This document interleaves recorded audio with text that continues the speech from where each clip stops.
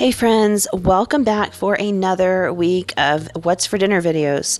So this week I have a couple of really quick meals to share with you guys that were really good.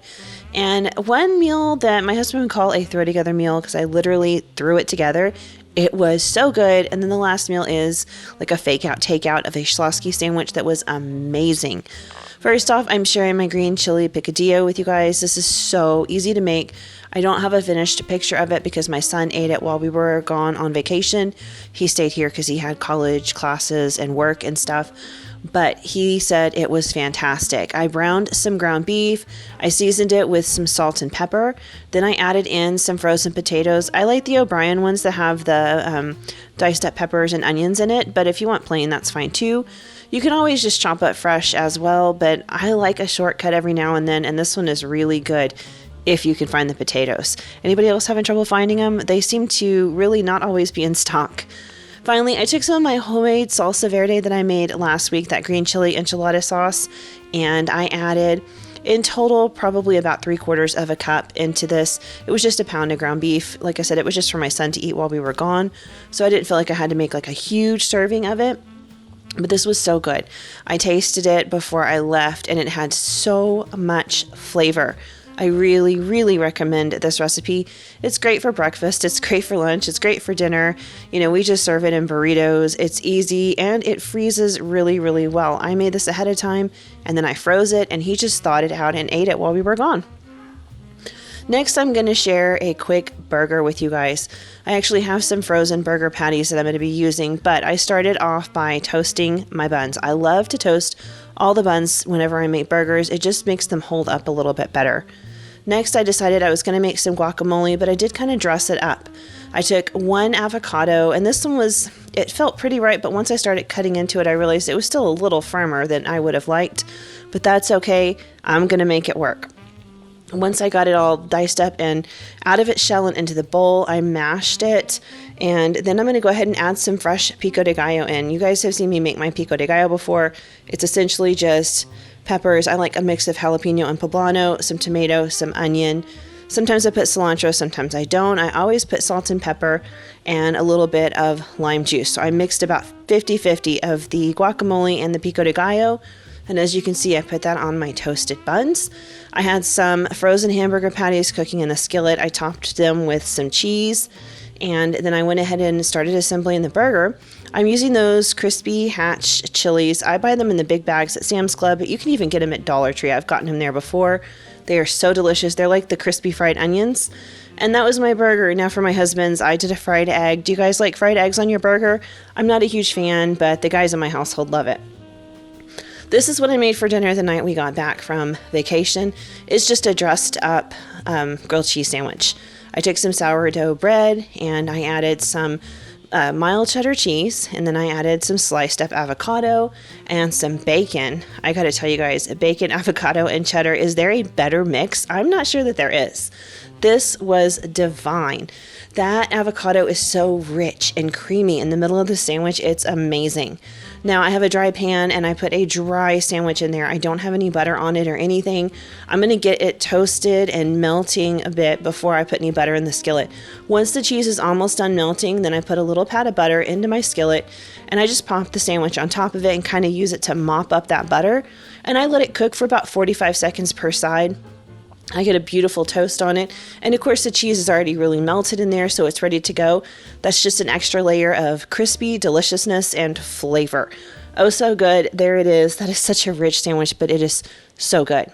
So this meal I'm throwing together, I cleaned out my pantry and I realized that my polenta was about to expire, so I wanted to use it somehow. And I just kind of went through my kitchen and decided this is what we're making. I sliced up my polenta. You can always make it from scratch, but I've always just bought it at the store. It's not something I cook with all the time, but every now and then I do like to use it. I diced up some bell peppers. I have the mini ones. You could use the big ones. It's fine. And then I went ahead and just sliced up some onion. It's just a thin slice on it. I didn't dice it or anything. Finally, in my freezer, I found that I had these pear Gouda chicken sausage links. You could use any kind of sausage you want. I had these and I did need to use them. So I just went ahead and cut them into coins and got everything ready to go and set aside. Now we're going to head over to the skillet and start off by browning the sausage. This chicken sausage browns really well. It might be the Gouda cheese in it, I don't know, but it browns really well and very, very quickly. So if you are using chicken sausage, keep an eye on it because this almost got away from me. It was delicious though, and the color that's on there was great because it had like a nice crispiness to it and a great flavor. I pulled the sausage out of the skillet and then I put my slices of polenta in there. Now this is Italian polenta, so it has a little bit of seasoning in it, but plain polenta is fine as well. We're going to season it anyway. And if you're wondering, polenta is really basically just cornmeal. It's just, this is solidified into like a tube shape.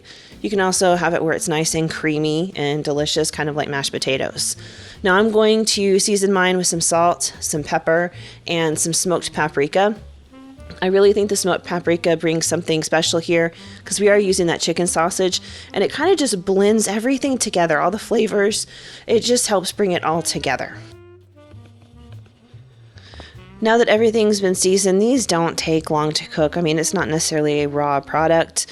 You could really eat it straight out of the package if you wanted to. We're just developing that layer of crust on there so that these have extra flavor. You're just going to go ahead and flip them over.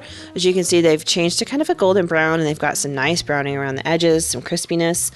If you've never had polenta, I would compare these to like a sliced russet potato that's been roasted. That's what it tasted like in this casserole dish. I think it could have fooled anyone into thinking it was a potato. It's easy to work with and it's shelf stable. I bought this months and months ago and it sits in your pantry, you know, for quite some time. You don't have to worry about it. So it is nice to have on hand. Once the polenta was done cooking to where I wanted it, the crispiness and whatnot, I moved it over to a 9x13 casserole dish. I did spray this with some nonstick spray. I didn't know for sure whether these would stick or not, and I just really didn't feel like taking the chance.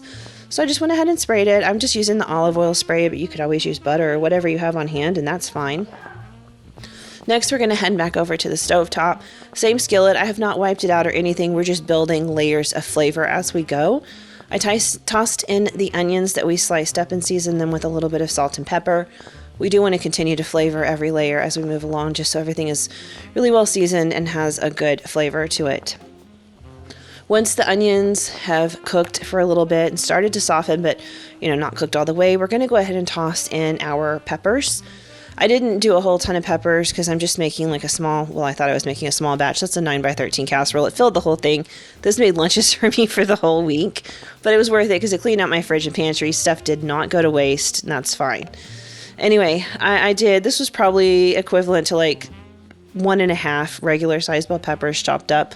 I just used the minis.